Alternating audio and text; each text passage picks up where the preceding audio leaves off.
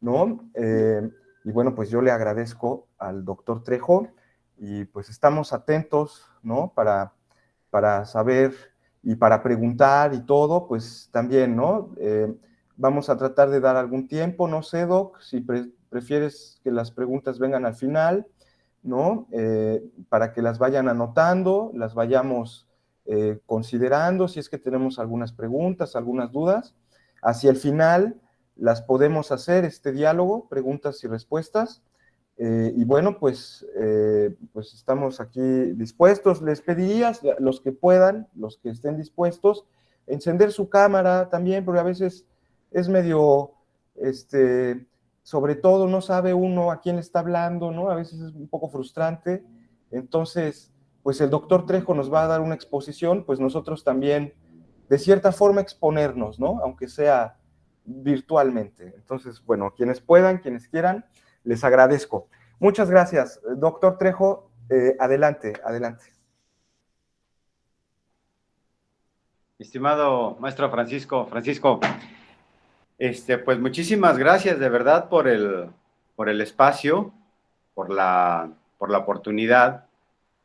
Y pues sí, efectivamente, como parte de la planta docente, pues un poco este empeño, ¿no? De estar colaborando, de estar compartiendo, de estar participando, de ser partícipe en los diversos espacios de la docencia, con todo aquello que tenga que ver con la filosofía, que es de interés para la formación de nosotros, que aunque ya estamos, digámoslo así, con unos metros adelante, pues de todas maneras seguimos esculpiéndonos de alguna manera. Le agradezco a Mario, a Benjamín, pues bueno, a Belén, a Joab, ya no alcanzo a ver a los demás, Cristian, a Ben Sion, a todos ustedes, pues, por esta oportunidad. Bien lo decía por aquí el Francisco, en los términos, maestro Francisco, pues en los términos un poco de irnos también conociendo. Sabemos de alguna manera, pues esta situación en la que estamos, ¿no? De la pandemia, de la videoconferencia, de que nuestras actitudes en nuestra relación con el entorno, por estas mismas condiciones, pues nos ponen en otra situación, ¿no? Emotiva, personal, etcétera, ¿no? Y se comprende de entrada, pues bueno, que por motivos a veces personales o por motivos a veces también de los mismos instrumentos, pues que no se pueda uno exponer o a exponer hacia la cámara, pero si es posible, si es factible, pues será también bienvenido. Pues bueno, dentro del marco de la asignatura de Historia de la Filosofía Antigua, de acuerdo a nuestro plan, platicábamos con el maestro Francisco de participar con ustedes con una charla, con una plática, para compartirles, pues un poco en términos ahora sí que de divulgación, de introducción, de una visión panorámica. Ahora en la semana platicábamos con el maestro Francisco y pues sí, ¿no? Tenemos total acuerdo en el sentido de que, pues bueno, todo egresado de filosofía irremediablemente debe tener algunas 2 o 3 nociones de la República y otros libros, ¿no? Que son clásicos y que son ahora sí que parte del canon. Habrá muchos que habrá duda o no, pero el de la República, pues ese sí es imprescindible, ¿no? Es la génesis de muchas cosas, de muchas cosas, ¿no? Es la génesis de la literatura de la utopía, por ejemplo, es la génesis de la filosofía política también, es la génesis de la metafísica, o uno de los puntos centrales de la metafísica, de los inicios de la metafísica occidental también. En fin, entonces, el propósito de esta charla, de esta plática, de compartir con ustedes un panorama sobre la obra, esta obra, tiene ese propósito, ¿no? De no, a veces, pues bueno, también lo decía por allí Sor Juana, ¿no? Yo no estudio para saber más, ¿no? Sino para ignorar menos. Y bueno, pues esa es una postura que también comparto, ¿no? Si no somos así sabedores de todo lo que es la filosofía, pues bueno, poco a poco vamos siendo menos ignorantes en algunas cuestiones de la filosofía. Y pues bueno, pues gracias. En cuanto a la metodología y en cuanto a la posible participación de ustedes, como venga mejor. Para mí, no hay ningún problema. Si me interrumpen en el camino, adelante, sin ningún problema, lo podemos hacer. Estaba revisando la exposición que tenía, sí está un poquito extensa. Cuando digo extensa, estoy hablando de 30 diapositivas, razón por la cual, por lo regular, pues una buena, o digámoslo así, no buena, pero sí con una limitación más o menos, estamos hablando de 10, de 15 más o menos, pero ahora sí que me extendí un poco. Y pues bueno, un poco con la idea también de tener un poco esta visión, ¿no? Lo más general y lo más segura posible. Me voy a permitir compartir pantalla, si no tienen inconveniente, y pues vamos a empezar con nuestra exposición. Por favor, díganme si se alcanza a ver o habrá necesidad también de ponerla en la extensión posible, en la mayor extensión. Me parece que está viendo, yo la puedo ver claramente, sí, me parece bien. Sale, pues entonces, pues vamos a empezar, ya lo dijo por allí, maestro Francisco. El maestro Francisco, bueno, me refiero a él como Francisco, no solamente por los términos formales, o sea, quiero decir los formales, pero también por el hecho de que esta acepción y este sentido más amplio, considero que Francisco es un maestro en la materia, un maestro en el diálogo, un maestro en la amplia acepción de la palabra, pero de igual manera, y también a veces para romper el hielo, pues bueno, nada más me refiero a Francisco, porque pues bueno, siento esa cercanía con él, ¿no? Entonces, invariablemente hablaría de maestro Francisco o de Francisco con esta acotación. Pues bueno, vamos a empezar y pues bueno, habría que apelar un poco a la imagen, habría que apelar a la imaginación a partir de la imagen para poder ubicar históricamente, que es una de las múltiples maneras en poder empezar una charla sobre un autor, sobre un texto en particular. Y pues tenemos aquí en la imagen nada menos que la Acrópolis de Atenas, muy probablemente una fotografía y una panorámica muy contemporánea, pero al mismo tiempo pues también habría que dar referencias sobre algunos otros autores, pensadores, poetas, artistas, historiadores, de la época en que le toca vivir a Platón, ¿no? Digo, esta perspectiva histórica y de inicio del contexto, porque muchas de las veces nos puede ayudar a tener una mayor comprensión de los planteamientos del pensador en turno, ¿no? Sí, ciertamente, otro posible inicio, pues es la lectura, el análisis, la crítica de la lectura argumentativa del texto. También esa es otra opción, pero bueno, hay esta opción también, digamos así, histórico-contextual, y también la combinación de ambas, ¿no? Entonces, en ese sentido, pues, tenemos como referencia que para la época en que vive más o menos Platón, ya había vivido Píndaro. Píndaro es un poeta lírico, es uno de los últimos poetas líricos. También poquito tenía que acababa de fallecer Pericles, el gobernador de Atenas, que reconstruyó prácticamente la ciudad después de que había sido destruida en las guerras médicas a principios de ese siglo. Tenemos a Fidias, el escultor y el pintor a quien se le encargó en buena medida pues el templo. Tenemos a Herodoto, digámoslo así, o es conocido como el padre de la historia. Tenemos a Sófocles, el tercer gran poeta trágico.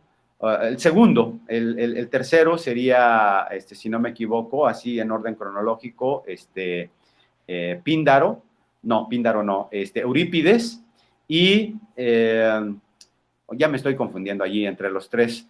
Sería Eurípides, se me olvida el nombre del primero, luego Sófocles, y al último, si no me equivoco, es Eurípides. Y también, pues bueno, uno de los principales que así lo ha registrado la historia, Protágoras, ¿no? Uno de los principales sofistas junto con Gorgias. Este es parte del ambiente cultural, parte del ambiente histórico del siglo V, en que le toca vivir a Platón, y pues también ser discípulo de Sócrates.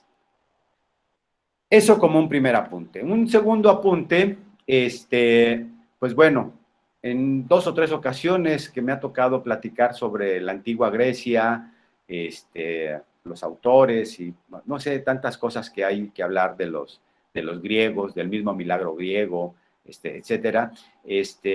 Siempre se preguntaba, bueno, pues hay que identificar, hay que ubicar, porque sí es un periodo muy largo, de la historia de Grecia, y pues a veces desde el presente pues se nos van o lo vemos así sin sus límites y sus periodos, ¿no?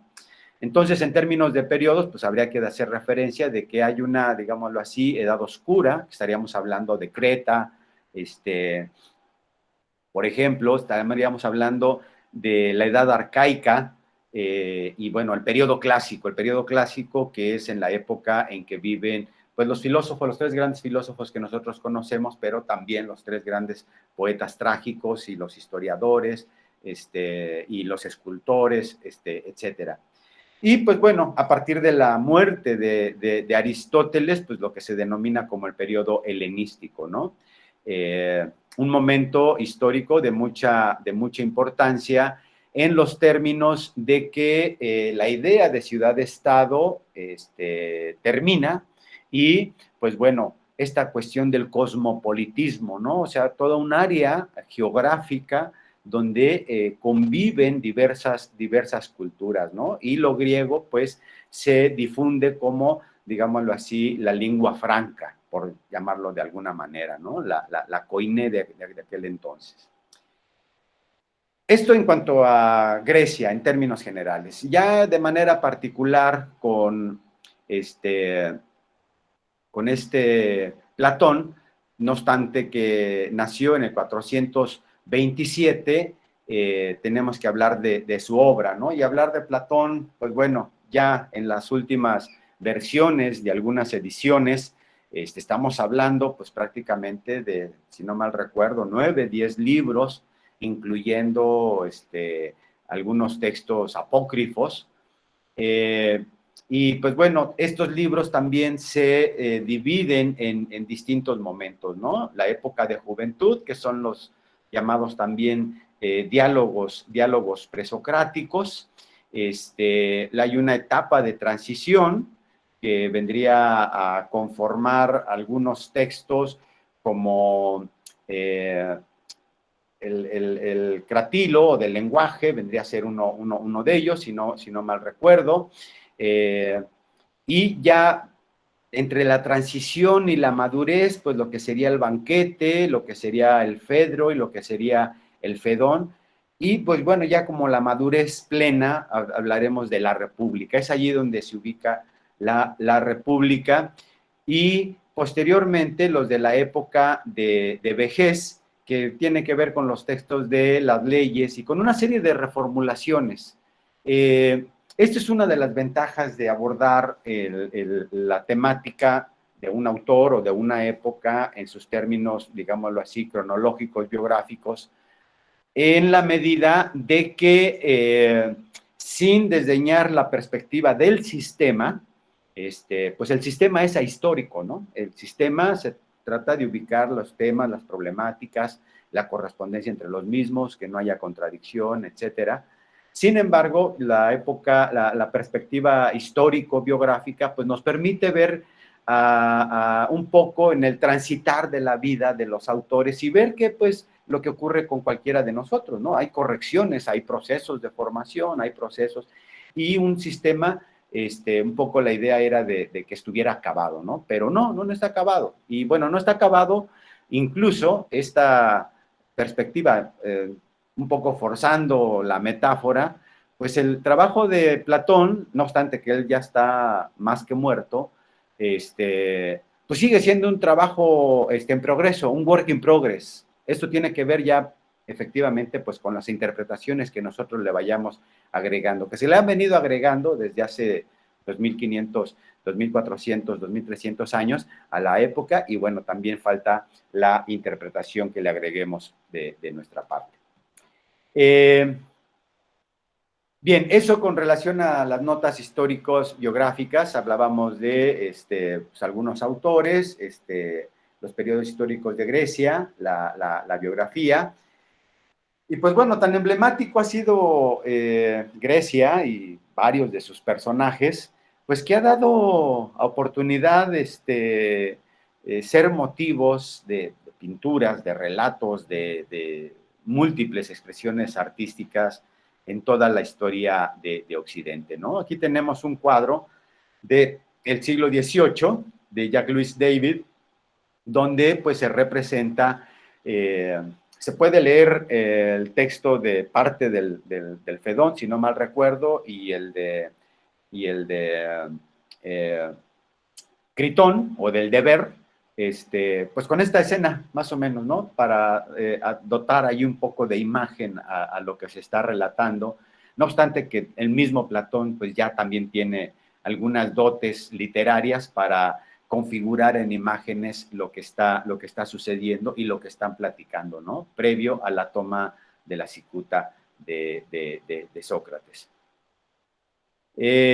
Bueno, siguiendo un poco en esta perspectiva histórica, biográfica, podemos ver al mismo Platón como una persona que vivió justo en la misma época de Diógenes de Sinope.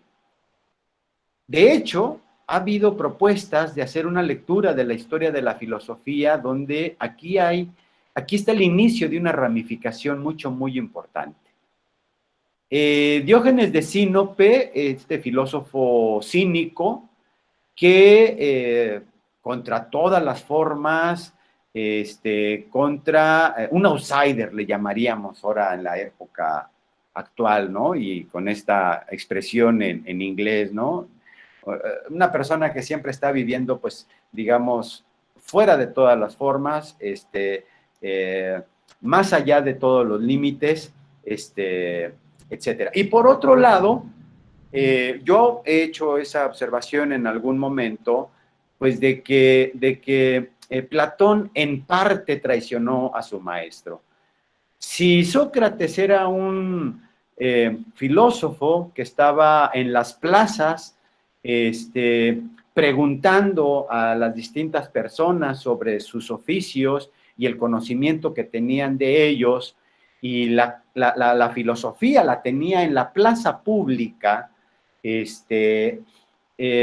ese sentido, yo diría, muy probablemente con una interpretación no muy favorable, que traicionó esa práctica filosófica, ¿no? Porque Platón, pues lo que hace es crear la academia, e incluso, pues también crear un poco así, pues el primer examen de admisión, ¿no?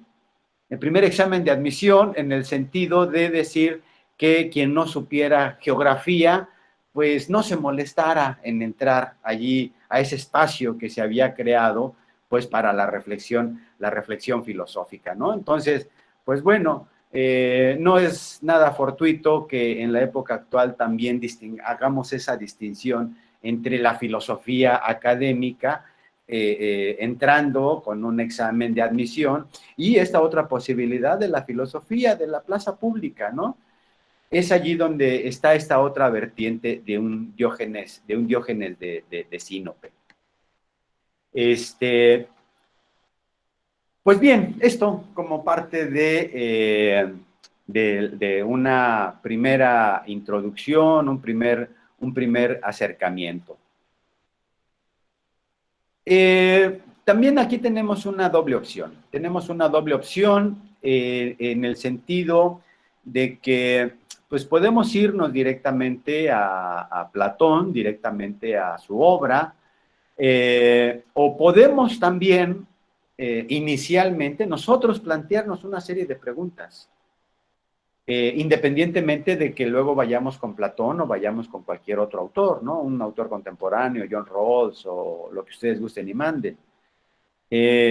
Por ejemplo, si empezáramos por nosotros mismos, yo creo que allí tenemos un buen conjunto de preguntas a partir de las cuales pues nosotros tengamos que, pues ahora sí, empezar a reembobinar nuestro pensamiento con los términos que tengamos a la mano, con las herramientas conceptuales que tengamos a la mano, y preguntarnos qué es la justicia. ¿Qué es la justicia? ¿No? ¿Qué es una sociedad justa o un hombre justo?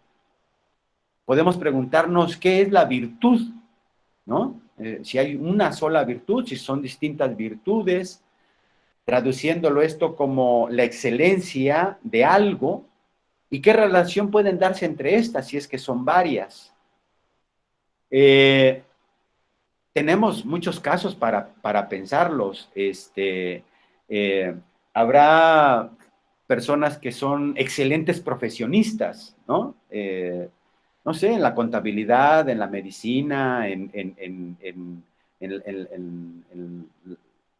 las leyes, u oficios, ¿no? El hojalatero, y son excelentes haciendo su oficio, ¿no? Pero en tanto que personas, pues dan algo que desear, ¿no? El trato con los demás, su relación con los demás, pues da en qué desear, ¿no?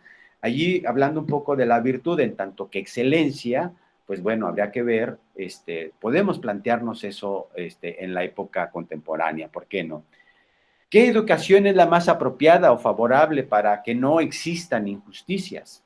Por ejemplo, ¿qué es un gobernante o un estadista, ¿no? O sea, ya no solamente como un oficio, sino una de esas pocas personas que muy probablemente alcanza a ver un poco más allá a lo lejos para poder tomar una serie de decisiones sobre la sociedad que está, digámoslo así, a su cargo. ¿Cuál es la educación más apropiada para formar filósofos? ¿Qué relación existe entre la educación y las artes con la formación de un buen ciudadano? Aquí me faltaron algunas palabras, pero va por ahí el asunto, ¿no? La educación en las artes con la formación de un buen ciudadano. Reitero, podemos empezar por nosotros mismos, por plantearnos estas preguntas, por poder dialogar, por poder entablar una reflexión colectiva, dialógica, sobre este tipo de preguntas, estableciendo nuestras definiciones, nuestros términos iniciales. Sin embargo, como estamos en el tema de la República, pues es que esto lo vamos a ir, nos vamos a acompañar con Platón para darnos algunas respuestas o algunos elementos que pudieran favorecer alguna respuesta, o a la crítica también. Bueno, en esta también dimensión, vamos a llamarle así también histórica, pues opiniones más, opiniones menos. Esta cuestión de las contribuciones de los estudios históricos y filológicos que muchas de las veces esclarece, repito, opiniones más, opiniones menos, pero también se puede caer a veces en un exceso, ¿no? De manera tal que la filología sustituiría a la reflexión filosófica. Guardando esos dos extremos, pues bueno, nada más habría que traer a cuenta algunos términos de los griegos. Bueno, advirtiendo que no hablo el griego antiguo, pero que son términos que, pues de igual manera, a uno pudiera tomar la decisión, ¿no? De poderlos traer a cuenta para poderlos resignificar, ¿no? Y no utilizar las traducciones que nos han propuesto a través de la historia. En este sentido, pues estaríamos hablando de arete, término griego con el que se designaba la excelencia de alguien o de algo y que especialmente desde los sofistas y Platón y luego también por Aristóteles fue utilizado con el significado de virtud. ¿Cuál es el arete del filósofo, ¿no? ¿Cuál es el arete del ciudadano? ¿Cuál es el arete del guerrero? ¿Cuál es el arete del artesano? Por un lado, la ibris es un concepto griego que puede traducirse como desmesura. No hace referencia a un impulso irracional y desequilibrado, sino a un intento de transgresión de los límites impuestos por los dioses a los hombres mortales y terrenales. Varios trabajos pudieran consultarse en algún momento sobre el término de ibris, de la desmesura, de ir más allá de los límites, y que bueno, pues nos habla mucho, o buena parte del contexto griego, que como ideal, vamos a decirlo así, o nada más como término que era conocido entre los griegos, pues por ejemplo, en el siglo XIX vendría a tener una resignificación muy importante, ¿no? Ahorita no recuerdo, probablemente me apoyen por allí, un poeta del siglo XIX y que luego también lo utilizaba James Morrison en el siglo XX, de que en los excesos está el camino a la sabiduría, ¿no?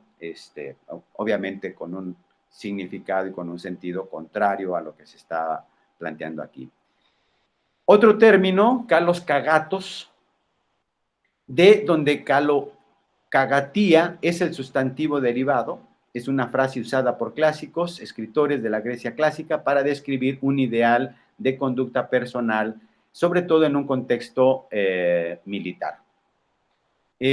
No podemos perder como referente la cuestión de esta unidad que se busca, esta unidad perdida, esta unidad de la que muy probablemente, especulativamente hablando, salimos.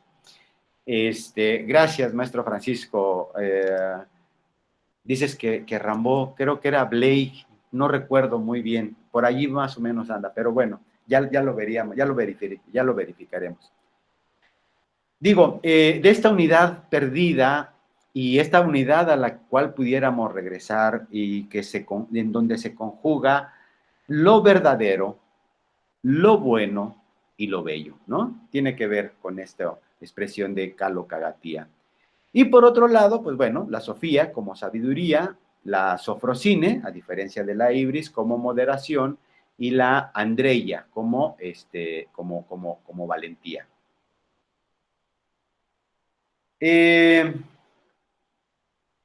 Bien, yo creo que ya se ha platicado en algún momento, y si no, lo van a volver a ver en algún momento también. Esta cuestión de los libros antiguos. Los libros antiguos, pues bueno, no son los formatos que tenemos en la época actual. Eran unos rollos de diverso material, uno de ellos entre papiros, y que tenían una pues extensión, digámoslo así, manejable para cualquiera de nosotros como personas de, no sé, de unos 50, unos 70, unos 80, manejable, que pudiera ser legible, y pues bueno, con muchos de los libros antiguos, cuando se habla de una obra, ya sea que se componga de un solo libro, como por ejemplo, hablaba del Critón, el Critón vendría a ser un solo libro, Pero también hay libros o obras que se componen de varios libros, ¿no? Es el caso de la República, es el caso de los tratados de lógica, es el caso de la metafísica, el caso de la ética, que se compone de diversos libros. Y bueno, nuestra primera aproximación de cuando más o menos el tiempo en que fue escrita la República, 390, 370, en esta primera aproximación podemos hablar, digámoslo así, de 5 partes. Y estas 5 partes giran en torno a una temática en particular. Ya como escuché a Francisco al principio, que estaba hablando allí de uno de sus personajes. El libro 1 incluso se tiene pensado de que haya sido escrito aparte y ya luego posteriormente se juntó con los otros más, ¿no? Pero bueno, eso es lo que sería la primera parte. Corresponde exclusivamente al libro 1 y tiene que ver con nociones iniciales sobre la justicia. Una segunda parte está con relación al tema del proyecto político y social, y que estaríamos hablando del libro 2, el 3 y el 4. Una tercera parte, algunas ideas ya más de carácter filosófico, la misma idea sobre la idea, el conocimiento, el tema del alma y el tema de la dialéctica, que están comprendidos en los libros 5, 6 y 7. Una cuarta parte, le pudiéramos decir que se refiere a la revisión sobre los tipos de gobierno y corresponde al libro 8 y al 9. Y en la quinta parte corresponde única y exclusivamente al libro 10, donde se habla sobre la imitación, se retoma el tema, un tema que venía libros atrás, sobre la imitación, y también sobre un mito escatológico, ¿no? Que nos refiere esta cuestión. Sobre este último punto, sobre la transmigración del alma o la vida después de esta vida, que bueno, estábamos leyendo con algunos otros compañeros de otro grupo sobre el sentimiento trágico de la vida de Miguel de Unamuno, y él considera que este afán de inmortalidad es lo que una de las cosas centrales que nos mueve en la existencia toda, ¿no? Y ya de allí, pues, a crear infinidad de cosas, ¿no? Evidentemente que Unamuno no estaría hablando de una transmigración del alma, y pues bueno, también refiere en algunas partes a Platón, no para que tanto afirmar así categóricamente de que existiera la transmigración del alma, sino pues que esto está supeditado un poco así a la mitología, pero bueno, es una expresión de este afán de no querernos morir, ¿no? Según los términos de Unamuno. Pero bueno, ya veremos eso en su momento. Bueno, y en este afán a veces también de hablar un poco más en concreto, más en específico, ¿cómo es que nos llegó? O sea, pues sí son bastantes siglos y se dice muy fácilmente, y bueno, nada más señalarlos, indicarlos, ubicarnos más o menos históricamente. Y podemos hablar ahora, pues, no sé, de múltiples ediciones de la República, la que ustedes gusten y manden, desde Porrúa o las ediciones digitales, o de Gredos, o las ediciones críticas que ustedes gusten y manden. Pero, ¿dónde están esos papiros? Si es que están. Pues aquí yo aventuro una respuesta sin ninguna seguridad de ella, pero es muy probable que los papiros que haya escrito Platón o que hayan escrito sus escribas, esos originales ya no existan, y que en el mejor de los casos lo que pudiera haber son algunos restos de transcripciones que se hicieron en Alejandría o en algunas de las bibliotecas de la antigüedad, y que esas hayan sido, muy probablemente también ya no existan, y que lo que existan son los códices que existen en el Vaticano, recuperados y copiados en la época del Renacimiento. Repito, es una respuesta muy aventurada, porque las versiones contemporáneas, en realidad, quienes han tenido acceso a trabajar directamente en ellos, hasta donde tengo entendido, son un conjunto de códices que están en el Vaticano. Y pues bueno, ya de allí a que nosotros tuviéramos acceso a este tipo de obras, pues nos tenemos que remitir hasta el siglo XIX, que tenemos estas obras disponibles en español. En el mismo siglo XIX, Schleiermacher se encargó de hacer las ediciones también más contemporáneas, y que son también muchas de ellas las que han estado presentes para las traducciones de nuestros días, ¿no? Pues bueno, ahí está un poco la historicidad del texto, ¿no? Para hablar, y bueno, todas las implicaciones filológico y hermenéuticas que hay en ello, ¿no? En fin, ahí estaría esa perspectiva, esa parte.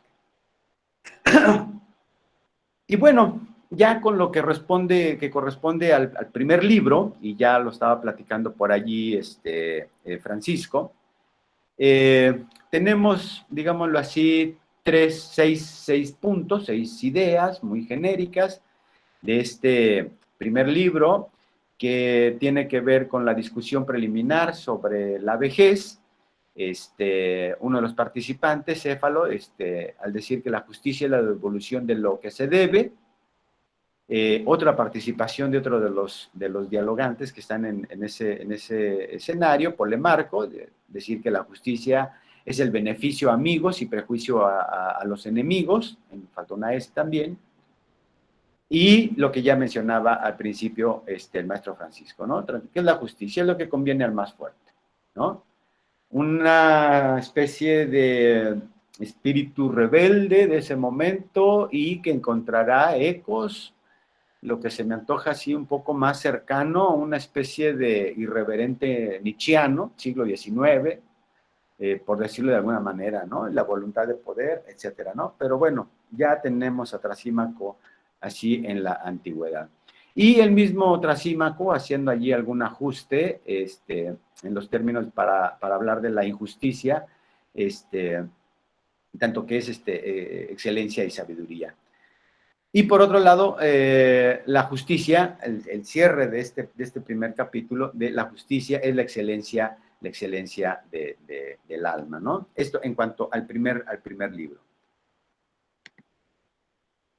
Si no tienen inconveniente para traer a cuenta directamente parte del texto, no sé si alguien quisiera darle lectura al pequeño texto que tenemos aquí. Y que sea más de voy y vengo el asunto. A ver si nadie se anima, yo por ahí voy, pero por favor anímense, ¿no? mira, Leonardo, adelante, Leonardo. Gracias, Leonardo. Trasimaco, República, libro 343, 344. Hay que observar candidismo, Sócrates, que al hombre justo le va peor en todas partes que al injusto. Primeramente, en las asociaciones mutuas, donde uno se junta con otro, nunca verás que al disolverse la comunidad, el justo tenga más que el injusto, sino menos. Después, en la vida ciudadana, cuando hay algunas contribuciones, el justo con los mismos bienes contribuye más, el segundo menos. Y cuando hay que recibir, el primero sale sin nada, el segundo con mucho. Cuando uno de los dos toma el gobierno, al justo le viene ya que no otro castigó. El andar peor por causa del abandono en sus asuntos privados, sin aprovechar nada de lo público por ser justo, y sobre ello el ser aborrecido de los allegados y conocidos cuando no quiera hacerles favor alguno contra justicia. Con el injusto todas estas cosas se dan en el sentido contrario. Esta parte que sigue, Leonardo, si no tienes inconveniente, por favor. Me refiero, en efecto, a aquel mismo que a poco decía, al que cuenta con poder para sacar grandes ventajas. Fíjate, pues si quieres apreciar cuanto más conviene su propio interés, ser injusto que justo, y lo conocerás con la máxima facilidad si te pones en la justicia extrema, que es lo que más hace feliz al injusto y más desdichados a los que padecen la injusticia y no quieren cometerla.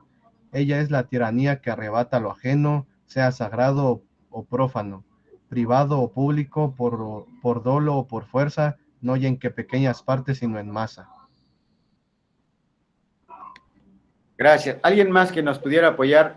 No sé si pudiéramos captar un poco, y ahora sí que, no obstante haber empezado con esta perspectiva histórica, este pensamiento que acabo de extraer parece incluso atemporal, ¿no? O sea, pareciera ser que no estamos hablando de hace 2400 años, sino de la época actual, en el sentido de que pues siempre le va mejor al injusto que al justo. Si entendemos por mejor, pues no sé, tener todos los bienes, el estar más protegido, y pues bueno, si alguien se ocupa de algún cargo y procede con todas, o con una serie de índices de justicia, pues bueno, al final del ejercicio de su gobierno, pues termina sin nada, ¿no? Mientras que algunos otros,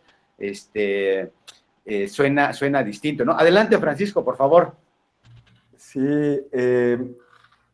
justo me gusta mucho señalar en este planteamiento de la parte de la obra de Platón. El propio Platón se encarga de hacer a Trasímaco un ser que de pronto a mí me llama mucho la atención porque grita, ¿no? De pronto impone sus puntos de vista muy vehementemente, ¿no?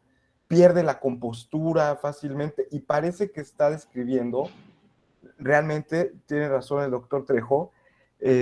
Yo estaba escuchando pues el líder de un charro sindical, ¿no? El discurso de un líder del charrismo sindical, ¿no? A ver, ¿cómo que tú ya estás aquí en el poder, en el puesto, y no te vas a aprovechar de sacar ahí ventajas, ¿no? Porque no, yo soy muy justo, ¿no? Pero los que son justos, pues bien lo dice aquí Trasímaco y el doctor Trejo, pues parece que les va hasta, como lo señala ahí, ¿no? Sus parientes lo aborrecen, ¿no? O sea, pues estás en un puesto y cómo no robas, ¿no? Digo, perdón, me pareció una propuesta. ¿Por qué no acomodas a toda la familia en el erario Exacto, público, ¿no? no? Exacto, sí porque está justamente Trasímaco discutiendo eso, ¿no? Si es más útil o no ser justo o injusto, ¿no? Y claro, la perspectiva de Trasímaco es que es más útil ser injusto. Porque el que es justo ya lo van a ver, ¿no? Un poquito más adelante. Al que es justo le va muy mal. Pero bueno, nada más era eso. Sí, es un discurso Termino de leer. Este pasaje me parece a mí muy emblemático que nos ponga en contacto, ¿no? Y en comunicación directa con lo que está planteando Platón desde la antigüedad y que nos apela de manera inmediata. Así me lo parece esta parte del texto. Es la razón por la cual lo traigo, ¿no? Si un cualquiera es descubierto al violar particularmente alguna de estas cosas, es castigado y recibe los mayores oprobios, porque en efecto se llama sacrílegos, secuestradores, horadadores de muros, estafadores o ladrones aquellos que violan la justicia en alguna de sus partes con cada uno de estos crímenes. Pero cuando alguno, además de las riquezas de los ciudadanos, los secuestra a ellos mismos y los esclaviza, en lugar de ser designado con esos nombres de oprobio, es llamado dichoso y feliz, no solo por los ciudadanos, sino por todos los que conocen la completa realización de su injusticia. Porque los que censuran la injusticia no la censuran por miedo a cometerla, sino a sufrirla. Así, Sócrates, la injusticia, si colma su medida, es algo más fuerte, más libre y más dominador que la justicia. Y como dije desde el principio, lo justo se halla ser lo conveniente para el más fuerte y lo injusto lo que aprovecha y conviene a uno mismo. Pues bueno, hasta allí este pasaje del primer libro. Y pues bueno, algo que probablemente también ya lo hayan visto, esta manejo de la información para las referencias de los libros de la antigüedad, pues bueno, se ha trabajado tanto que se han especificado y casi párrafo, está numerado por párrafos, ¿no? Y las obras es la manera que también podemos identificar. De manera tal que cuando estamos hablando aquí, la apología está como el 1 al 5, A, B, C, D, y luego algunas, y de allí se sigue hasta que llegamos a la República del libro 1, con 343D a la 344C, ¿no? Un poco también para ya irnos familiarizando con estas indicaciones, ¿no? Que es para el manejo de la información y de los textos. Bueno, la segunda parte. Sí, adelante. Sí, gracias, buenas tardes. Solo como para abundar un poquito más sobre esta... ¿sí me escuchan bien? Sí. Sí, ok, gracias. Sobre esta parte que comentamos de la primera, en donde se habla, de la primera parte de la obra de Platón, donde se habla de la justicia, me viene a la cabeza ahorita que es una forma también de ver cómo se legitima esa acción incorrecta de la injusticia, de tal suerte que a los que actúan injustamente se les tacha precisamente, como dice Platón o dice en el libro, les va mal. Es pensar o darle a entender que se es muy romántico o muy idealista el buscar trabajar bien por la justicia, siendo que es más fácil ser injusto teniendo reconocimiento de los demás. Me viene a la mente una frase por ahí que se utiliza en el medio político mexicano de un político pobre es un pobre político. ¿Por qué? Porque finalmente si no vives del presupuesto, vives en el error. Si no acomodas a toda tu parentela, vives en el error. Si no te aprovechas de los negocios, vives en el error. Y toda esa serie de circunstancias finalmente te hacen ver como alguien que vives en el error si eres justo. Solamente, gracias. Sale, muchas gracias por tu comentario, Mario. Y bueno, al menos aquí ya se van planeando. Con esto que estás comentando, sí, evidentemente está de allí presente, pero también, digámoslo así, un poco también para continuar un poco la reflexión, con estos casos muy cercanos a nosotros, al contexto en el que vivimos, pero dentro de la reflexión filosófica también quisiera traer a cuenta, digamos, al menos estos tres elementos, ¿no? Por un lado, el asunto de lo que ya mencionaba Francisco, ¿no? La cuestión de la utilidad o no. ¿Hasta dónde es útil? ¿O qué es lo que nos conviene o no nos conviene? ¿O es útil o no es útil, ¿no? Con relación a lo que sería la justicia, por un lado. Pero con esto que tú estás comentando, y a propósito esto de hablar de la fuerza, también estamos hablando de estos dos elementos, de que cuando hablamos de fuerza, pues estamos hablando ahora sí que de este término que se utiliza también, ¿no? De la realpolitik, ¿no? O sea, ya no hay nada que platicar, no hay nada que dialogar y va la fuerza, ¿no? Y si yo tengo la fuerza, la voy a emplear. Ni voy a discutir, ni voy a reflexionar, ni si es injusto, si es... No, el que tenga la fuerza. Y esto lo podemos ver en distintas dimensiones, porque, por ejemplo, sindicatos, después de una serie de cambios que se han dado en el caso de México y que hemos visto, pues ahora voy y le exijo al gobierno en turno tales cosas, y si no salimos de acuerdo, pues entonces utilizo la fuerza, y mi fuerza es, pues que toda la banda que estamos agremiados, podemos estar en shock a la ciudadanía, ¿no? Y ahí está un poco la cuestión de la fuerza y la justicia en los términos de esta reflexión, posibilidad de diálogo, no sé, otra cuestión que está más mediado por la reflexión, por el diálogo, antes que por la fuerza. Entonces, destacaría esos tres elementos, ¿no? Lo útil, la justicia y la fuerza, ¿no? Que están allí para, de igual manera, pues también diagnosticar nuestro presente, ¿no? A manera de sugerencia y de posibilidad. Bien, no sé si alguien más, algún otro comentario o seguimos con la siguiente diapositiva.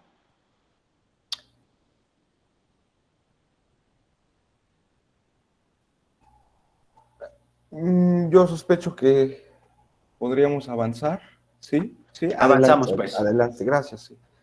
Bueno, después de ese primer libro, donde, pues bueno, la figura central sería Trasímaco, y que bueno, un poco el cierre, pues es precisamente un poco para, pues, darle continuidad a lo que vendría, a lo que viene después. En ese sentido, pues, estamos hablando del proyecto político, ¿no?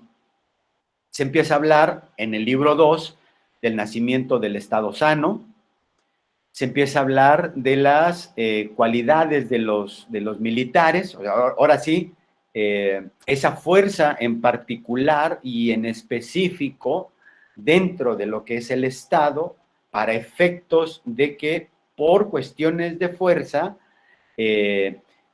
cuide de la población al interior y del exterior también, ¿no? ¿Cuál sería la educación de estos militares o de estos guardianes? Y pues bueno, ya allí se empieza a hablar de pues los primeros currículums y esta situación de hasta dónde es pertinente o no hablar de Dios en los textos que se utilicen para la educación. En cuanto a lo que corresponde al libro 2. En el libro 3, estas son algunas temáticas, ¿no? Pautas para hablar de los hombres en los textos, para la dicción de la poesía, para las melodías, para los ritmos, por un lado. Por otro lado, de la gimnasia y la medicina, y finalmente ya hablar del mito de las clases y la comunidad de los guardianes, ¿no? Varias temáticas que, en mi sentir, siguen teniendo mucha vigencia, ¿no?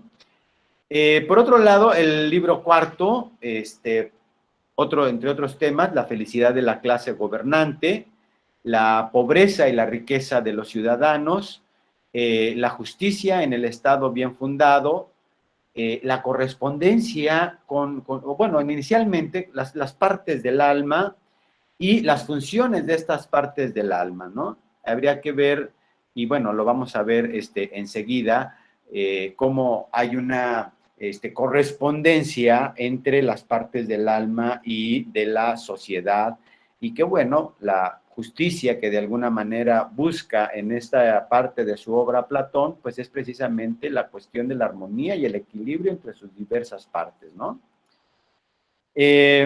Bueno, nada más allí algunas ideas para guiarnos un poco en la lectura y la comprensión del texto. Y pues también para un poco volver a recrear con imágenes otro cuadro de Dominique Ingres, el siglo XIX, y pues bueno, allí coronando a Homero, que pues fue el poeta de donde los griegos del siglo de oro y siglos posteriores, pues consideraron pues la máxima expresión de la poesía. Ya, de manera concreta y específica, no sé si alguien quisiera apoyarnos con la lectura otra vez de otro texto en particular, pero ahora de libro 2 y que tiene que ver con el nacimiento del Estado. No sé quién gustaría apoyarnos en su lectura.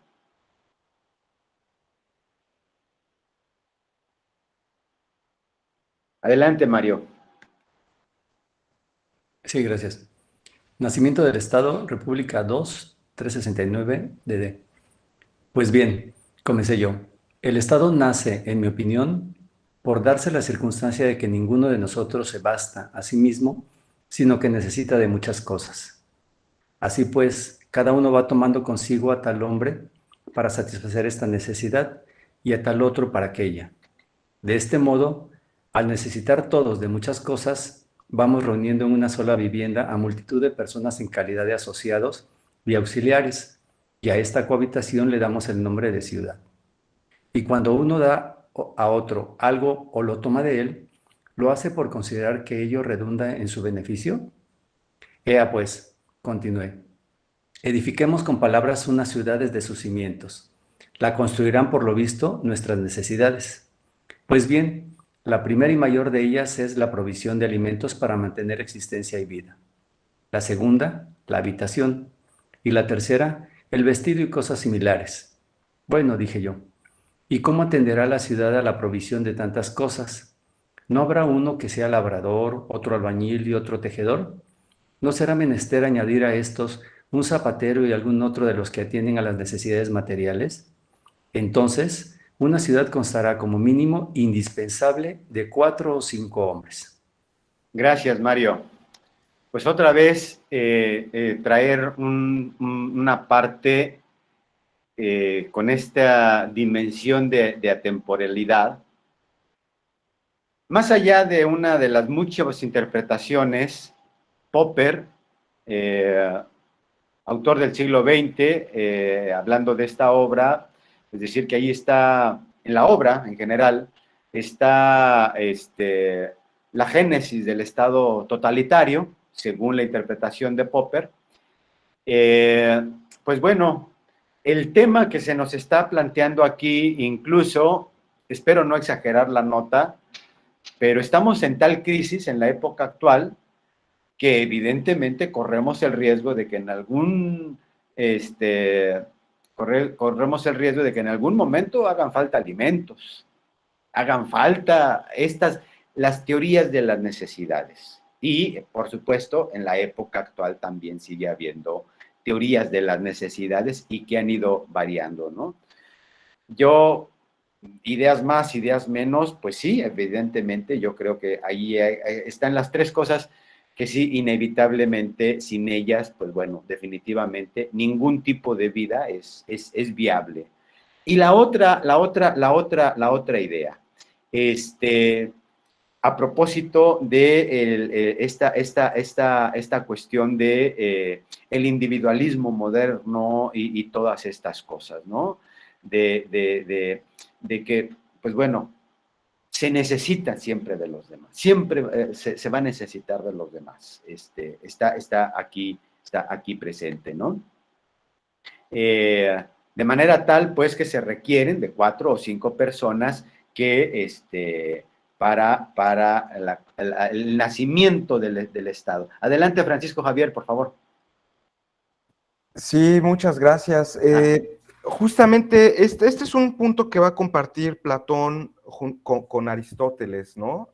A pesar de su diversidad y su, digamos, punto contrastante respecto a una construcción de una ciudad ideal, al menos frente a una especie de relativismo o de escepticismo, digamos, de los sofistas, respecto a las leyes, respecto al nomos, ¿no?, de las comunidades, Platón y Aristóteles comparten un poco la idea de que la polis, de que sus leyes, la vida comunitaria, la vida social, es algo natural al ser humano.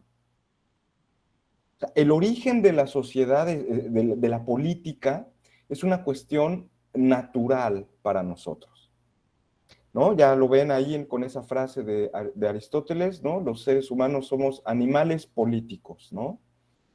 O sea, digamos, frente a la idea del sofista en el que la justicia, las leyes, el Estado, la ciudad, es un artificio, es algo artificial, no es algo natural, ¿no? Los hombres naturalmente no viven así.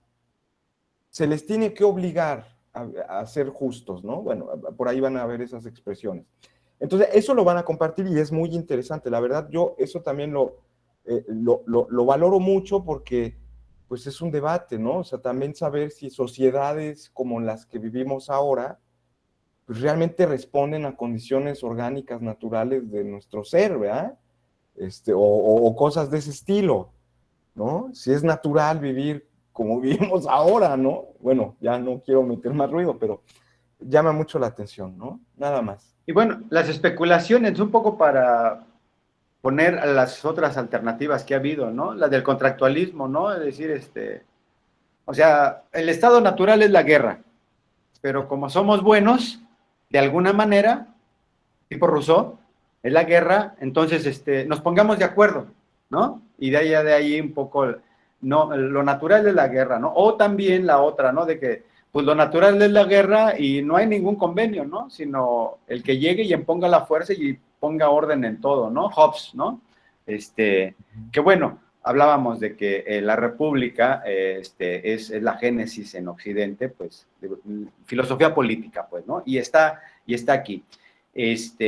Yo lo vinculaba, además, con esto que ya lo señalas bien, Francisco, pues esta cuestión, ¿no? De decir, a ver, en realidad y en el fondo, sí, o sea, mucho por el contexto, muchos pudiéramos preguntarnos, ¿qué es lo que necesitamos para tener éxito? ¿Qué es lo que necesitamos para ser felices? ¿Qué es lo que necesitamos para ser reconocidos? ¿Qué es lo que necesitamos? Etcétera, etcétera, etcétera, etcétera. A ver, ¿y qué tal si mejor empezamos de abajo hacia arriba y primero cumplimos con las necesidades básicas, ¿no?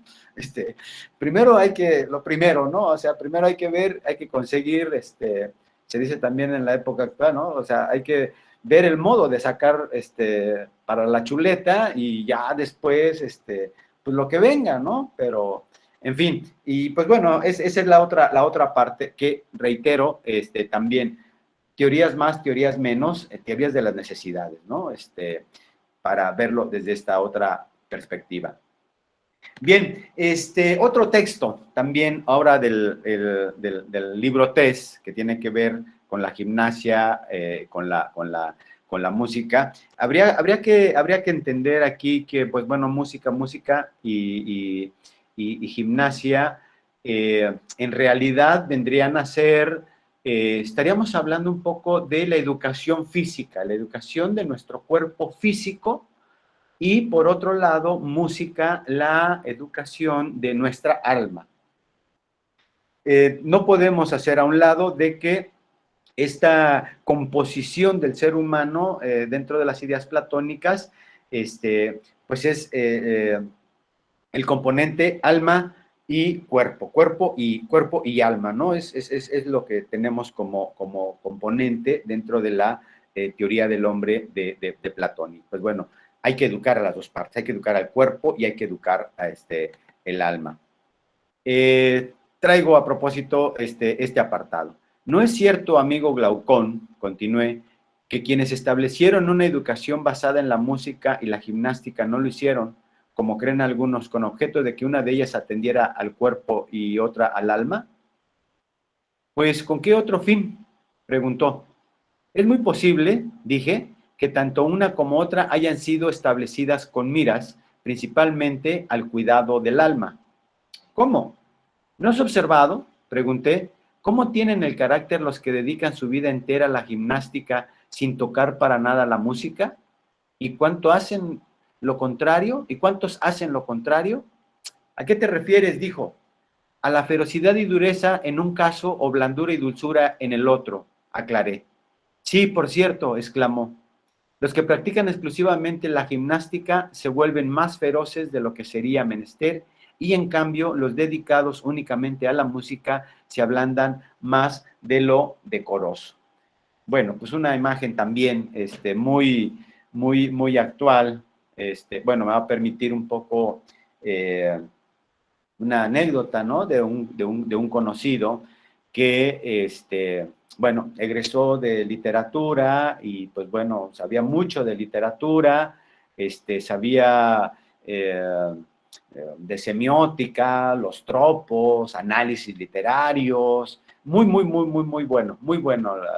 Y, pues, también muy orgulloso él, que se sentía de todas estas destrezas que él manejaba, ¿no? Pero que en una ocasión, en una reunión donde había algunas muchachas, pues hubo allí un desperfecto eléctrico, que se fue la luz, y se lamentó a sí mismo el no haber sabido cómo arreglar un asunto de un foco, ¿no?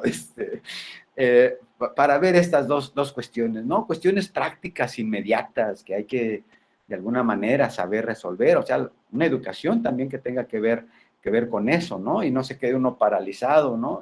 Se ponchó una llanta, ¿qué hago? No, pues llamemos al vulcanizador, ¿no? No, pues son cosas de la vida cotidiana que habría que aprender junto con estas otras partes de lo sensible, lo intelectual, la música, la literatura, etcétera, etcétera, etcétera. Entonces, este equilibrio, estamos hablando pues de este equilibrio, y que bueno, nuestras instituciones en las que participamos, desde que más o menos me acuerdo, en el discurso lo traen muy a cuenta, la educación integral, la educación integral, la educación integral, cuando vemos que, y somos nosotros testigos y somos partícipes de que pues hay una educación principalmente basada en lo racional, pero emocionalmente pues estamos desbordados, o por otro lado, quién sabe, ¿no? Cómo se pueda lograr ahora, y ahora con estos nuevos elementos e instrumentos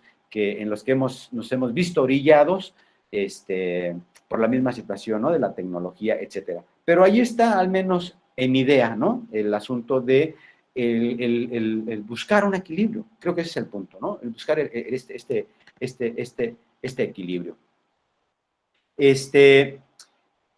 Bueno, también dentro de este mismo apartado, ya lo veía yo por allí en un libro de filosofía de la educación, donde el autor, Bochensky, este autor también tiene una historia por ahí de la lógica, si no me equivoco, historia de la lógica formal, Bochensky, tenía un librito, un textito sobre filosofía de la educación, y él era de la idea, pues, de que la educación ya está puesta en Platón y ha mantenido desde ese entonces a la fecha esta dimensión jerárquica, ¿no? Que nos lleva a la planteamiento de las clases, ¿no? Las clases. Por un lado, estarían, digámoslo así, habría que concentrarse en aquellas personas que tengan y educar a los artesanos y a los labradores, por un lado. Por otro lado, habría que educar a los guerreros y finalmente a los filósofos y gobernantes, ¿no? Abro rápidamente el paréntesis, que creo vale la pena traerlo a cuenta. Creo yo que Platón no era solamente un afán de la filosofía o de su dimensión como filósofo, también soñó y también lo intentó, de querer ser gobernador, o al menos estar cerca de un gobernador. Se decepcionó, no le fue muy bien con el tirano de Sicilia, que visitó en 2 o 3 ocasiones, en 2 ocasiones previo a que abriera la academia y una después, ya que ya había abierto la academia. Pero esta idea no es ingenua, no es tan utópica, ¿no? Tiene que ver con algo mismo de la vida de Platón, ¿no? El filósofo es el que debe gobernar, el filósofo, el rey filósofo. Y pues bueno, una anécdota que tampoco habría que verla menos en los términos de poderlo conectar con nuestro siglo XX, y que bueno, aquí voy a utilizar el comercial que ya había comentado por allí el maestro Francisco. Como estudioso de José Vasconcelos en 1929, Vasconcelos se postuló a la presidencia de México y sacó este discurso también, ¿no? O sea, también sacó él siendo candidato a la presidencia, escribiendo su tratado de metafísica, en un discurso, allí en Santo Domingo, en la Ciudad de México, en un discurso político, trae a cuentas esta idea de que el que mejor para gobernar, pues es el filósofo, ¿no? O sea, que no nada más es una cuestión así como fantástica, sino que le ha atravesado algunos personajes, empezando por Platón y siguiendo con Vasconcelos hasta el siglo XX acá en México, ¿no? Pero bueno, ahí queda lo que corresponde a esa parte. La otra, lo que les había comentado, esta cuestión de equilibrio, de armonía, que tiene que ver con las virtudes, de acuerdo a la relación de las partes y las funciones del alma, y que bueno, la justicia vendría a ser este equilibrio. Esta imagen, bajada de algún lado de la red, nos ilustra eso, ¿no? Por abajo, las partes del alma la razón, la valentía, el ímpetu, y el deseo, las áurigas, que también es una imagen presente en Fedón o en el Fedro, no me equivoco, no me acuerdo ahí cualquiera de los dos, y que tienen una correspondencia con estas virtudes de la sabiduría, de la fortaleza, el coraje, y también la templanza, ¿no? Y que, bueno, en su conjunto tendría que ver, en armonía, en equilibrio, tendría que ver con la cuestión del gobernar, y gobernar sobre todo con justicia, ¿no? Bien, si seguimos, avanzamos, digamos, al libro cuarto, y para hablar un poco de esta visión y esta correlación y correspondencia entre la persona, el individuo y el Estado. Ahora bien, dije, cuando se predica de una cosa que es lo mismo que otra, ya sea más grande o más pequeña, se entiende que le es semejante o que le es desemejante en aquello en que tal cosa se predica. Semejante, contestó. De modo que el hombre justo no diferirá en nada del Estado justo en lo que se refiere a la idea de justicia, sino que será semejante a él. Lo será, replicó. Por otra parte, el Estado nos pareció ser justo cuando los tres linajes de naturalezas que hay en él hacían cada uno lo propio suyo, y nos pareció temperado, valeroso y prudente por otras determinadas condiciones y dotes de estos mismos linajes. Verdad es, dijo. Por lo tanto, amigo mío, juzgaremos que el individuo que tenga en su propia alma estas mismas especies merecerá, con razón, los mismos calificativos que el Estado, cuando tales especies tengan las mismas condiciones que las de aquel. Es ineludible, dijo. Y henos aquí, dije, oh varón admirable, que hemos dado en un ligero problema acerca del alma, el de si tiene en sí misma esas tres especies o no. Otra imagen, bueno, esta correspondencia que puede darse, o al menos aquí se le está postulando, planteando, de que el hombre justo pues corresponda con el Estado justo en cuanto hay estos equilibrios. Otra imagen que pudiéramos apoyarnos para poder comprender estas correspondencias, tiene que ver con la siguiente. También una imagen bajada por allí de la red informática, ¿no?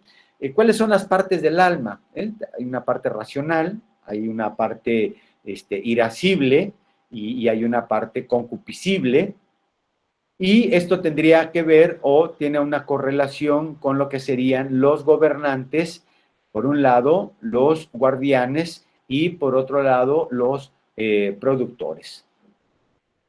Para hablar de las prudencias, de las virtudes propias de cada una de las partes del alma, como ya se había señalado anteriormente, estaríamos hablando de que a lo racional le corresponde la excelencia de lo racional, es la sabiduría y la prudencia.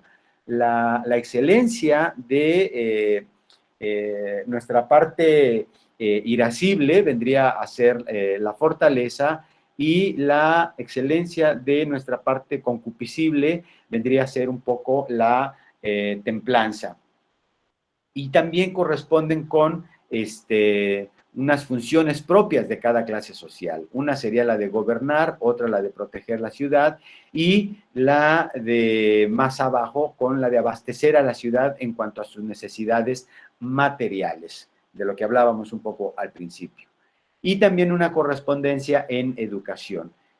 Al filósofo lo que se requiere es filosofía, lo cual tiene que ver también con las matemáticas y la astronomía, mientras que la clase de medio, a la clase militar, pues con lo que necesita sería un poco de gimnasia y un poco de música y también de poesía, pero bueno, un poco también entendiendo de que pues la poesía, los poetas quedaron expulsados de la República de Platón. Y en cuanto a la clase más baja, pues ninguna educación en específica, sino más allá, no algo más allá que tenga que ver con la formación en sus oficios. Pasamos a la tercera parte, donde ya entramos, digámoslo así, a cuestiones más propiamente filosóficas, sin que deje de ser filosófico también lo anterior, y podemos identificar estas temáticas, ¿no? Podemos ver estas problemáticas que se abordan en el libro 5, en el libro 6 y en el libro 7, ¿no?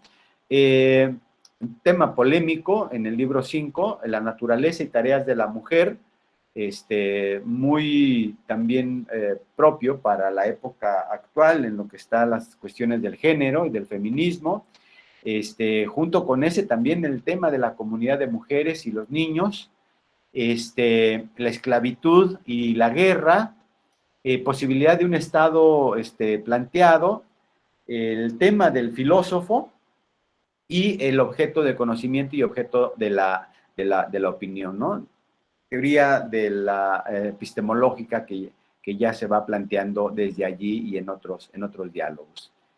El libro 6 toca los siguientes temas: el alma filosófica, las dificultades del ejercicio de la verdadera filosofía, la juventud y la filosofía, posibilidad de persuadir a la mayoría, el objeto del estudio supremo y una de los apartados que de mayor atención y de mayor ocupación a través de la historia, ¿no? La alegoría del sol y la línea, al final del libro 6, que una segunda versión para ir a los temas de fondo con la alegoría de la caverna.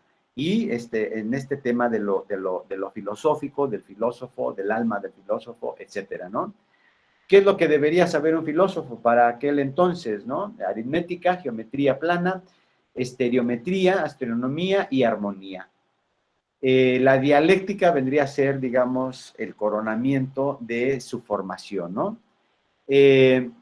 Una vez más, algunos elementos de la alegoría de la línea y, finalmente, el cierre con la formación de los dialécticos.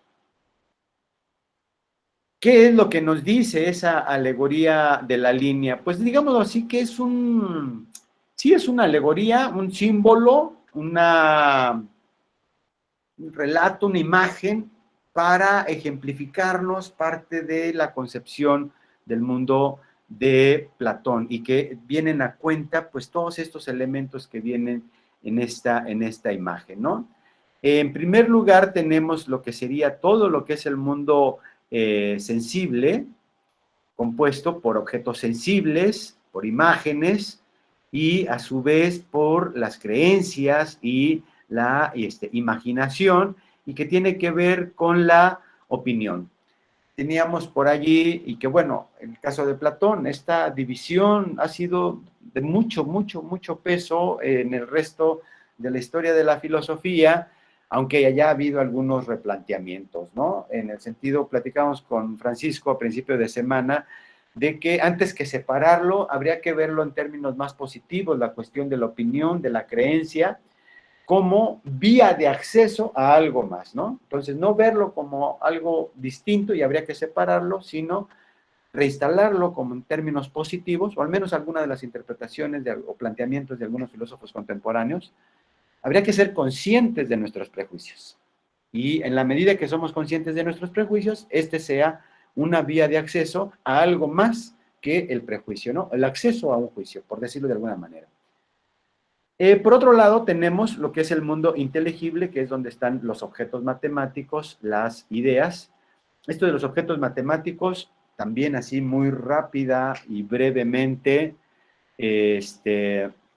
sigue siendo un problema filosófico de qué naturaleza son los números y las formas geométricas, ¿no? O sea, son efímeras, son eternas, son materiales, es producto del hombre, están más allá del hombre, y pues bueno, en fin, allí, desde aquel entonces a la fecha, sigue habiendo filosofía de las matemáticas, ¿no?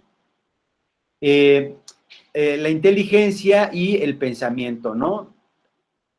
Su correspondencia con los términos griegos, noesis, danoia, pistis e icasia, y pues bueno, la episteme y la doxa.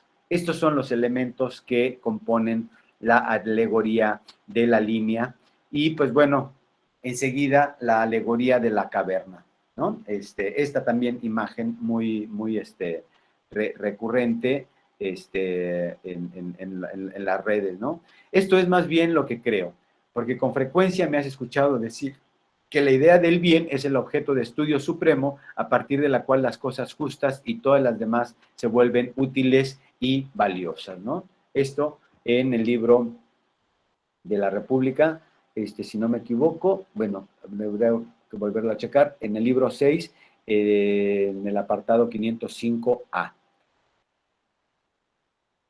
Seguimos avanzando y ahora avanzamos a la cuarta parte, que corresponde a los libros 8 y 9, y que es donde se habla de los tipos de gobierno, particular y concretamente, la timocracia, la oligarquía, la democracia y la tiranía. Esto como estados previos, ¿no? O antes de llegar a lo que vendría a ser la república o de lo justo. Por allí una parte del texto que se nos dice, puesto que así como en el Estado se divide sectores, también el alma de cada individuo se divide triplemente. Cabe también, me parece, otra demostración. Si hay tres, me parece que también hay tres tipos de placeres, uno peculiar a cada una, y del mismo modo los apetitos y los puestos de mando. Y el libro 9, que digámoslo así, los dos temas centrales, otra vez lo que se había planteado en el libro primero, la superioridad del justo sobre el injusto, de la cual se desarrollan tres pruebas, y la que acabamos de leer pues corresponde a la segunda. Y finalmente, la cuestión de la justicia, que es más ventajosa que la injusticia. Entonces, tenemos partes, tenemos los libros, y de cada uno de los libros tenemos allí los puntos, y pues bueno, con la perspectiva panorámica y algunos pequeños apartados para traerlos a cuenta. Algo más con relación a las formas de gobierno. Otro texto de allí del libro 8, en el que se dice, ahora bien, el hombre similar a la aristocracia ya lo hemos descrito y dijimos que era justo y bueno. Lo hemos descrito. Después de él debemos pasar revista a los hombres inferiores, al amante del triunfo, conforme a la constitución espartana, luego al oligárquico, al democrático y al tiránico, a fin de que, tras mirar al injusto, lo contrapongamos al más justo. Una descripción que hay sobre las características de los hombres según los tipos de gobierno, ¿no? ¿Cuáles son las formas de proceder o de actuar de las personas de acuerdo al gobierno que se está, la forma de gobierno de la que se está hablando? Y ya un poco para ir cerrando, anticipando el cierre, el libro 10, el tema de la imitación y el mito escatológico. Bueno, en primer lugar, los temas, los puntos, los problemas que se abordan allí, la poesía imitativa, que es la que está alejada de la verdad, la poesía como cultivo de la parte inferior del alma, el tema de la inmortalidad del alma, el tema de las recompensas del justo y finalmente el mito de Er. Traigo a cuenta un apartado que dice lo siguiente. Es manifiesto, por tanto, que el poeta imitativo no está destinado por naturaleza a ese elemento del alma, ni su ciencia se hizo para agradarle. Se ha de ganar renombre entre la multitud, sino para el carácter irritable y multiforme, que es el que puede ser fácilmente imitado. Y así fue justo no recibirle en un estado que debía ser regido por buenas leyes, porque aviva y nutre ese elemento del alma y haciéndolo fuerte, acaba con la razón a la manera en que alguien, dando poder en una ciudad a unos miserables, traiciona a ésta y pierde a los ciudadanos más prudentes. De ese modo, diremos, el poeta imitativo implanta privadamente un régimen perverso en el alma de cada uno, condescendiendo con el elemento irracional que hay en ella, elemento que no distingue lo grande de lo pequeño, sino considera las mismas cosas unas veces como grandes, otras como pequeñas, creando apariencias enteramente apartadas de la verdad. Bien, dos comentarios con esta apreciación. Bueno, les había comentado por allí de que cuando habla de que el filósofo es el que debería de ser el gobernante, el rey, y pues bueno, también en esta parte de que los poetas deberían estar fuera de la república, por todo lo que... También hay allí un pequeño sesgo de carácter anecdótico y personal. Está más que demostrado que Platón era un poeta. Quizás no se consagró como Sófocles o Aristófanes, bueno, sería más comedia, Aristófanes o Eurípides, Esquilo, ya me acordé del primer trágoda, ¿no? Trágico, ¿no? Esquilo, Sófocles y Eurípides. No fue un poeta como lo fue también cualquiera de estos, o un poeta lírico, pero con las ganas se quedó, ¿no? De manera tal que hay poesía en muchos de sus diálogos, no obstante, y que también tuvo un efecto en Occidente de mucha importancia y de mucha trascendencia, de manera tal que incluso en la época actual también habrá quien diga, pues que bueno, filosofía y literatura, nada que ver lo uno con lo otro, ¿no? O también lo sabemos, pero que saben distinguir, ¿no? Una cosa es la ciencia y se trata de hacer buena ciencia, pero también la literatura tiene lo suyo y si no hay un complemento, sabemos ubicarlos en su justa dimensión. Que bueno, va a cambiar para el siglo XX en algunos autores. Esto, pues, en cuanto a lo que corresponde de la República. Esta es la quinta parte, la parte final, y pues bueno, un ícono, una imagen, allí en los museos vaticanos, de Rafael Sanzio, ¿no? La Escuela de Atenas, donde otra vez la atemporalidad está presente, porque, pues bueno, tiene aquí muchísimos personajes, tanto desde el siglo VII como del siglo I, II, pero todos ellos comandados, digámoslo así, por los dos grandes pilares en los que se funda la filosofía occidental, ¿no? Por un lado, Platón, con su señal e indicación de que pues, la realidad está en el mundo de las ideas, el mundo de ideas es la realidad, y por otro lado, el gesto de un Aristóteles, pues diciendo exactamente pues lo contrario, ¿no? La realidad es lo que está aquí abajo, esto es lo que hay, esto es lo que hay que conocer. Influencias para el Renacimiento, que hubo neoaristotélicos, influencias para el Renacimiento, que hubo neoplatónicos, pero también tenemos cosas para el siglo XX. Y con esto sí voy cerrando, ¿no? Uno de sus últimos libros, de Luis Villoro, filósofo mexicano, plantea el tema o aborda la cuestión de la justicia en los siguientes términos. Desde que varios hombres se pusieron a vivir juntos, se dieron cuenta de que no podían hacerlo sin establecer un enlace entre ellos. Ese enlace era el poder. Hablábamos de la fuerza al principio. Empecemos entonces por preguntar por la relación del poder con la injusticia. Eso es lo que nos plantea en Poder y el Valor, uno de sus últimos libros de Villoro, filósofo mexicano, fallecido hace 7 años, va a cumplir que falleció.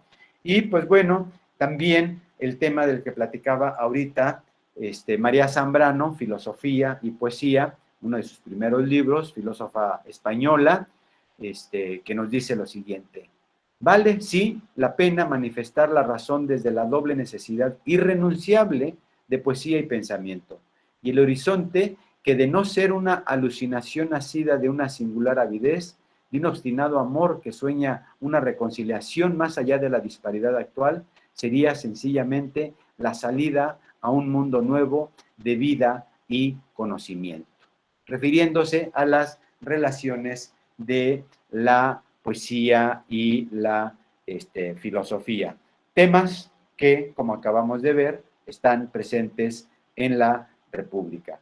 La cuestión de la justicia, la injusticia, y que es un tema inagotable, que en esencia pues es filosófico porque es inagotable, pero que no hay que renunciar a pensar en él, como de igual manera las relaciones entre la poesía y la literatura, o el arte en general, ¿no? Que es otro acceso de poder conformarnos una concepción del mundo y de nuestra estancia en él.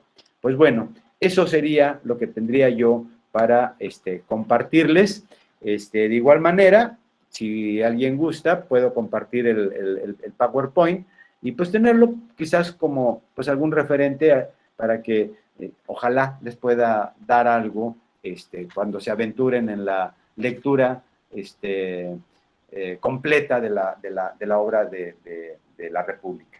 Y pues bueno, pues muchísimas gracias, estimado Francisco, y pues gracias a todos. Estoy a su disposición. Muchas gracias, muchas gracias. Damos las gracias al doctor Raúl Trejo por su ciencia que nos ha compartido en esta tarde, en realidad. Muy instructivo, ha sido muy interesante. No sé si alguno quisiera hacer algún comentario, a manera incluso también de agradecimiento, como quieran, un comentario, una pregunta, cualquier cosa, ¿no? Anímense. Yo por ahí tengo mis preguntitas, pero ahorita las hago. Adelante, Mario, adelante. Ok, gracias, muchas gracias, Francisco. Pues, doctor, antes que nada, muchas gracias. Fue bastante ilustrativo. Entiendo que por la limitante del tiempo no podemos quedarnos y detenernos a revisar y a hacer muchas anotaciones, acotaciones y demás en cada uno de los puntos. Sin embargo, es muy valioso. Da para mucho el tema, por supuesto. Para los que somos neófitos en la materia y que estamos empezando a conocer el tema de la filosofía, por supuesto, nos resulta muy interesante. A mí me llama la atención, dentro de todas las partes, es pregunta. Por ejemplo, cuando Platón habla de la educación, que es un tema para mí que es muy atractivo también, cuando hace la mención de que hay que educar a los productores, hay que educar a los guardianes, hay que educar a los gobernantes, siento de alguna forma que va hacia el hecho de que los que son productores tienen que ser productores y los que son guardianes van a ser muy buenos guardianes y los que son gobernantes tienen que ser excelentes gobernantes. Pero ¿qué pasa si un productor aspira a ser guardián o si un guardián quiere ser gobernante? O es más, vamos a darnos la posibilidad, si un gobernante ya no quiere ser gobernante y ahora quiere ser guardián o incluso productor. ¿Hay alguna mención a ese respecto? Si no recuerdo mal, gracias por tu pregunta, estimado Mario. Al parecer hay un determinismo o un coqueteo con un determinismo y que bueno, un determinismo que tuvo mucha presencia en el resto de la historia de Occidente hasta el siglo XVIII, ¿no? Alguien nace obrero obrero va a vivir y obrero va a morir, ¿no? Al parecer hay allí cierto determinismo, sin que te lo asegure así con total y absoluta certeza. Quizás el texto de la República, pues bueno, además de que es una traducción del griego antiguo, y que juega con estas imágenes, es polisémico y está sujeto a diversas interpretaciones. Y una de las interpretaciones que yo tengo acerca de esto es de que, sin que digamos así de una manera absoluta, cerrada y certera de que es un determinismo lo que plantea Platón, yo diría, sí está jugando por allí con eso, ¿no? Y es imposible, sería imposible el subimiento, el subir de estratos, ¿no? Sin dejar abierta esta posibilidad. O sea, por eso de ahí que no hable de una manera cerrada. Adelante, mi estimado Francisco. Sí, muchas gracias, Mario. También, doctor Trejo. Realmente es un tema muy relevante porque bien citaba el doctor Trejo a este filósofo austriaco, Karl Popper, en su obra La sociedad abierta y sus enemigos, en el que plantea que, pues sí, ¿no? De pronto Platón, el tipo de sociedad que está planteando suele ser una sociedad muy cerrada, ¿no? En términos de movilidad social y de algunas otras cosas, porque aun cuando no existiera esa clase de determinismo, por ejemplo, cuando Platón habla de la comunidad de mujeres y de niños, ¿no? Un poco destruye la idea de una familia tradicional, etcétera, pero los niños son seleccionados por el Estado, vamos a decir, ¿no? O sea, a ver, esto, porque el individuo, y esto es importante, porque la idea que va a tener Platón de una ciudad justa es una ciudad en la que cada cual cumple su función. Y esa función está asociada con el ergón, con una cierta forma. O sea, a ver, vamos a tener guerreros, pero al guerrero pues, le da miedo cuando alguien le grita. Bueno, pues entonces... Ese no nos sirve. Ese no funciona, ¿no? O vamos a tener productores que pues no pueden, digamos, el trabajo físico del campo, ¿no? Pues esos tampoco, ¿no? Entonces hay que seleccionarlos. Inclusive el propio Platón suele tener un sistema eugenésico, ¿no? De selección de los futuros ciudadanos, ¿no?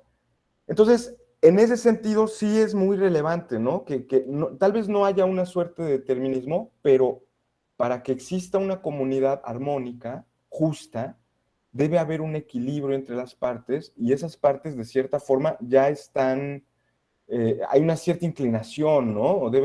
No quiero decir que estén determinadas, pero de por sí el Estado tiene que enfocarnos, ¿no? Hacia eso. Sí, decía, no hay un determinismo claro y directo, pero hay elementos que nos pueden llevar a interpretar eso.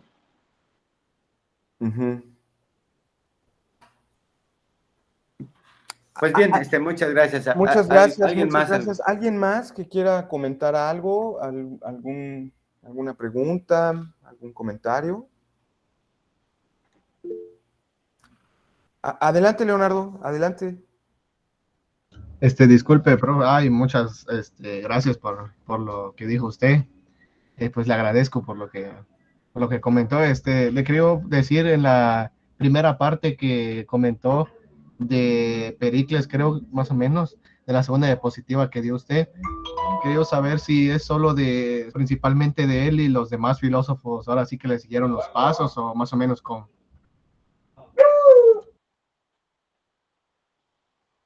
Bueno, el caso de Pericles, de que alguien más le hay, justo a la muerte de Pericles, creo hubo allí algunas crisis políticas. Y dentro de esas crisis políticas se formó un gobierno distinto, al parecer lo de los 30 tiranos, y que sería un poco está allí, no tendría los elementos para hablar, se le llama 30 tiranos, pero se pretende como una especie de asamblea también, pero que no es gente muy bien preparada y que, bueno, es, al final de cuentas es la que juzga a Sócrates y lo lleva a la muerte. Entonces sería cuestión ahí un poco de precisar el asunto de que no, o sea, pasa a la posteridad nada más Pericles como un gobernador ejemplar por haber hecho una serie de cambios en las leyes, por haber vuelto a levantar la ciudad, haberle dado los espacios a los artistas, y estamos hablando allí de mediados del siglo V, pero ya en la parte final, pues hay, también hay problemas directamente con los de Esparta, y también al interior de Atenas hay otros problemas políticos que los lleva a otra circunstancia, que es ya la parte final a la que le toca juzgar a Sócrates, y décadas después, años después, es parte de los motivos inmediatos que tiene Platón para pensar en el asunto de la República, ¿no? El plantearse de alguna manera en ser un consejero de un tirano de Sicilia, y finalmente llegar a plantear y escribir sobre la República. Pero sí, eso es lo que hay. Pericles como, digámoslo así, alguien que pasó a la posteridad, bueno, se le llama el siglo de Pericles, o sea, abarca todo el siglo, por sí, un excelente gobernador, ¿no? Al parecer, un gobernador muy sensato, un gobernador muy prudente, con cambios en leyes, etcétera, etcétera, etcétera. Y ya de allí, el declive de la cuestión política, en el caso particular de Atenas, que tiene que ver también con la muerte de Sócrates, y la reacción de Platón al escribir este libro, junto con las anécdotas de haber querido ser asesor político de un tirano de Sicilia, de Siracusa. No sé si responde a tu pregunta, Leonardo. Sí, muchas gracias, profe. Sale. Bueno, ¿alguien más? ¿Alguien más que quiera? Yo por mi parte quisiera simplemente señalar algunas cosas. Me quisiera concentrar en esta idea del rey filósofo y la relación que tiene esta idea del rey filósofo con la idea misma que tiene Platón acerca de la filosofía y que se expresa en el mito de la caverna, ¿no? Es decir, como bien lo dice el Doc Trejo, no es una ocurrencia el hecho de que el filósofo sea quien de pronto esté, digamos, encaminado a la dirección de los asuntos públicos, porque para Platón, digamos, una de las cosas más relevantes, y eso queda de manifiesto en esta metafísica que se expone, el filósofo es aquel que conoce el bien. El filósofo no tiene un conocimiento de cualquier cosa. Él conoce el bien, conoce lo que es bueno, conoce lo bueno. Ese es el objetivo de toda la dialéctica, de toda la filosofía. Cuando este esclavo sale de la caverna y llega al mundo, digamos, real, ¿no? Lo que ve es el sol, y recuerden ustedes que el sol es la imagen sensible del bien. Entonces, el verdadero filósofo, según Platón, es alguien que conoce lo que es bueno o conoce el bien. Y es por eso que él debe gobernar. No debe gobernar cualquiera, porque no cualquiera tiene ese conocimiento. Es un conocimiento muy difícil, según lo que nos narra, ¿no? Aquí en este mito. Entonces, bueno, eso me parece que sí, es muy relevante. Yo nada más para abonar a esta misma idea, incluso hasta yo diría imagen mítica, ¿ya? También tenemos por ahí a Martin Heidegger, ¿no? Por ejemplo. Otro filósofo que también tuvo sus propias inclinaciones o veleidades políticas, ¿no? También él participó de cierta forma en el movimiento político de su país, ¿no? De alguna manera. Y bueno, pues yo creo que también ha de haber creído él que el líder le iba a hacer caso al gran filósofo, ¿no? Y pues a la mera hora también le fue un poco mal, ¿no? Al pobre Heidegger. Bueno, así sucede, pero también fuera de toda la cuestión un poco de chusco o así chabacana, una cosa que es importante, yo creo que deberíamos nosotros rescatar como estudiantes, profesores, etcétera, académicos de filosofía, es recuperar ese papel público, ¿no? Es decir, no quedarnos atrapados en nuestros cubículos, nuestros salones, bueno, ahora nuestras casas, ¿no? Sino que la filosofía, pues yo diría desde su origen platónico, tiene ese llamado, ¿no? También a lo mejor no a gobernar, o bueno, a lo mejor sí, pero en algún sentido hacerse cargo del mundo público, ¿no? Que tenga un punto de vista sobre los acontecimientos de la res pública, ¿no? De la cosa pública, ¿no? Que es la génesis de la república, ¿no? Sí, No abstenernos, no ausentarnos de la cosa pública, de la res pública, ¿no? O sea, lo que está aconteciendo en la plaza pública, ¿no? El acontecimiento político, pues. y bueno, pues también agradecerte estas dos últimas láminas también, muy interesantes estos dos pensadores también, muy valiosos. Ahí, por si alguno de ustedes quiere averiguarlos, ¿no? Luis Villoro y María Zambrano, pues son clásicos de nuestro país. Entonces habría que también por ahí. Muchas gracias, eso se te agradece, Doc. Muchas gracias. No sé si alguien más quiera comentar algo, si no, podemos ir cerrando también para no hacerlo tan cansado para todos. Y bueno, pues de nuevo agradecer al doctor Raúl Trejo Villalobos, que se dio este tiempo para compartir con nosotros, y también a ustedes, ¿no?, que están por acá. Muchas gracias. Y bueno, pues aquí seguimos todavía nosotros en nuestro curso de Filosofía Antigua, y pues felicitar de nuevo y agradecer al doctor Raúl. Esperemos que se repitan esta clase de participaciones. Muchas gracias. No, pues muy agradecido, yo también, estimado Francisco, agradecido contigo y agradecido con ustedes. Y pues sí, efectivamente, ¿no? Ir estableciendo estas redes de colaboración, estas redes de apoyo mutuo, de convivencia, de conversación, y pues bueno, pues gracias por el espacio y pues bueno, pues cualquier momento nos vamos a seguir viendo. Gracias a todos los asistentes y gracias a ti, Francisco, No, claro por la que sí. oportunidad y el espacio. Claro que sí. Ahí voy a subir esto a nuestros medios. Ya te paso también nuestra liga, ¿no? Y todo. Perfecto. Muchas gracias a todos. Feliz fin de semana. Sale. Gracias.